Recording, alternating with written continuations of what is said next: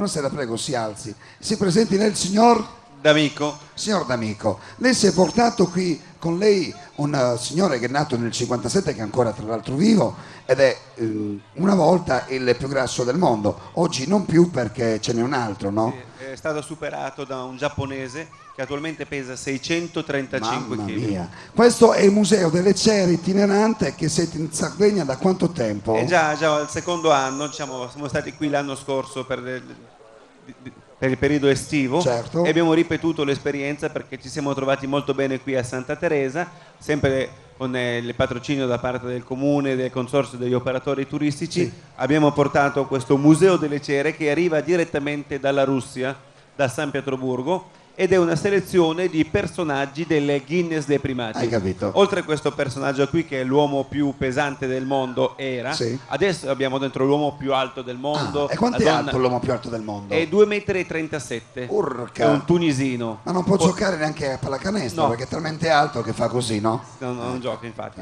Poi abbiamo dei personaggi strani, la donna col seno più grande e la donna più piccola al mondo. E quanto è alta la donna più piccola al mondo? O quanto è bassa? Era bassa, perché non esiste più, era 59 centimetri. Porca, 59 ed è tuttora nel Guinness dei primati. Questo, come dicevo prima, è un museo che arriva dalla Russia ed è l'unico museo in Italia in esclusiva a Santa Teresa per tutto il periodo fino a settembre, Ecco. per tutto il periodo estivo. Allora, signori, amici che ci state guardando da casa, ricordate, venite qui in vacanza a Santa Teresa di Gallura e venite anche per vedere questo. Naturalmente che oltre tutte le museo. bellezze che dicevano prima, le bellezze naturali di Santa Teresa, ci sono degli optional Certo, saltuari, certo, con queste certo, serate, certo. con questo museo e con tante altre attività che... Grazie signor D'Amico, poi torneremo ancora Grazie da a lei. lei. Ci vediamo dopo.